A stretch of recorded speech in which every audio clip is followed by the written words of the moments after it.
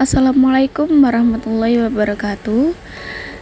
Di sini saya akan menjelaskan atau mempresentasikan tentang distribusi pendapatan dalam Islam. Sebelumnya, perkenalkan nama saya Selvi Khairunisa, NIM 231105030012. Sebelum saya menjelaskan, apakah kalian tahu apa itu distribusi dan pendapatan? Nah, distribusi sendiri merupakan kegiatan ekonomi lebih lanjut setelah diproduksi dan dikonsumsi. Hasil produksi yang diperoleh itu kemudian disebarkan dan dipindah tangankan dari satu pihak ke pihak yang lain. Dapat dilakukan secara langsung atau tidak langsung dan memiliki tujuan untuk memperlancar dan mempermudah penyampaian barang dari produsen kepada konsumen.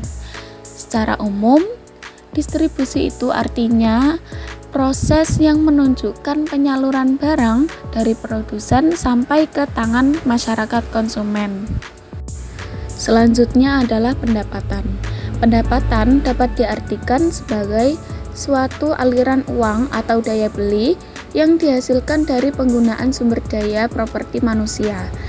Secara teori ekonomi, pendapatan adalah hasil berupa uang atau hasil material lainnya yang dicapai dari penggunaan kekayaan atau jasa-jasa manusia bebas.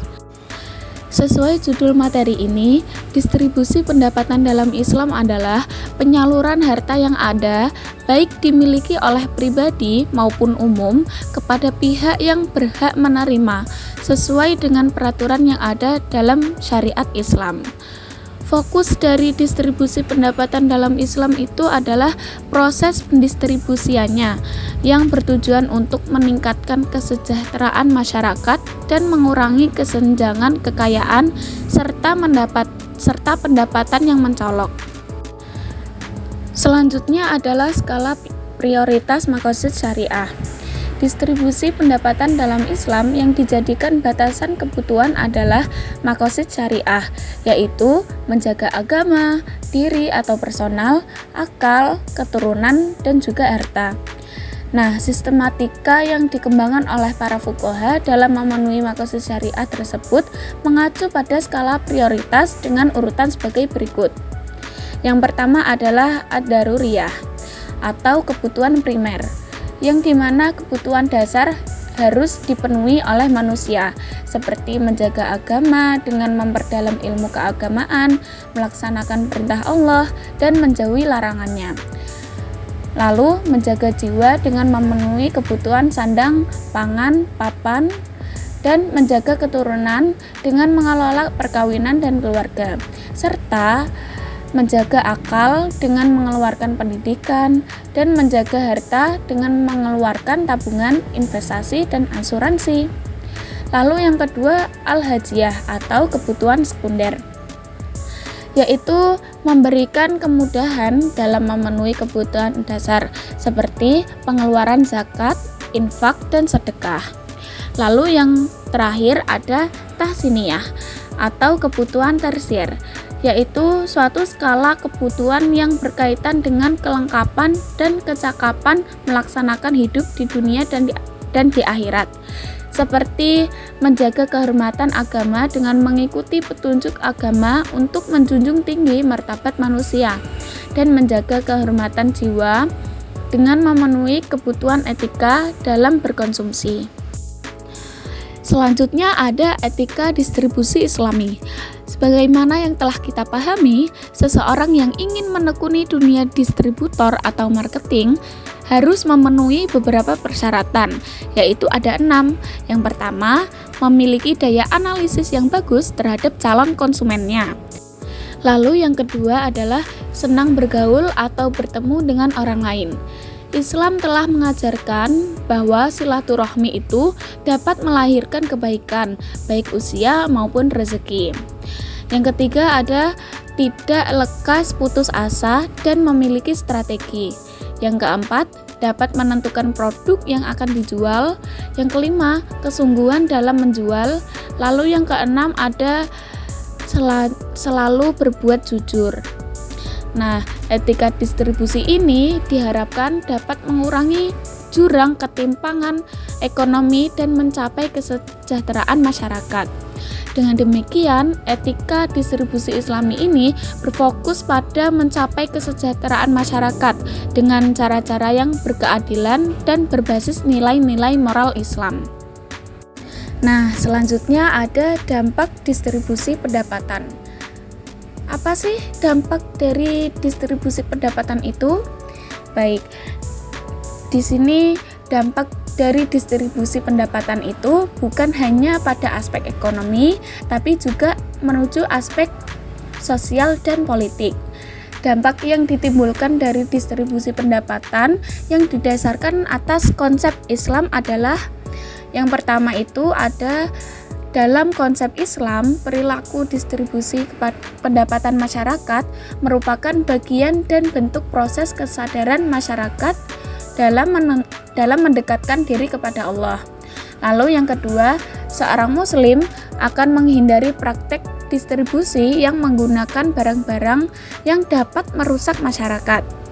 Lalu yang ketiga ada negara bertanggung jawab terhadap mekanisme distribusi, yaitu dengan cara mengedepankan kepentingan umum daripada kepentingan kelompok atau golongan apalagi perorangan, dan juga memastikan supaya jangan sampai sektor publik itu jatuh ke tangan perorangan maupun kelompok.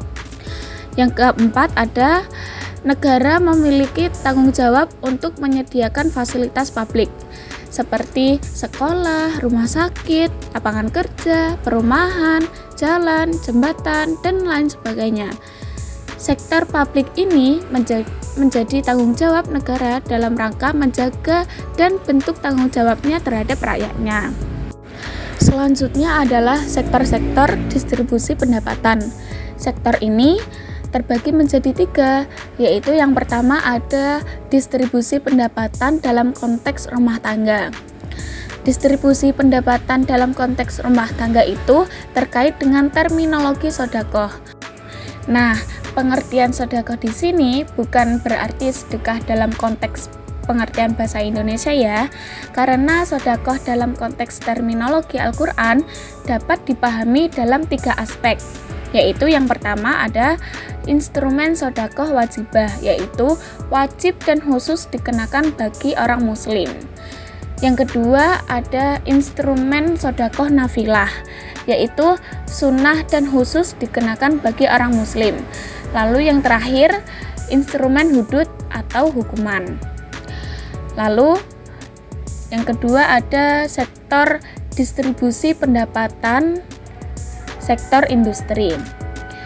Distribusi pendapatan sektor industri ini meliputi mudharabah, musyarakah, upah maupun sewa. Apa sih mudharabah dan musyarakah itu? Mudharabah itu merupakan bentuk kerjasama antara pihak pemodal dan pengusaha dengan sistem bagi hasil. Nah, pemodal ini sebagai pihak yang mempunyai kelebihan harta, tetapi dia tidak punya kesempatan atau waktu untuk mengembangkan hartanya.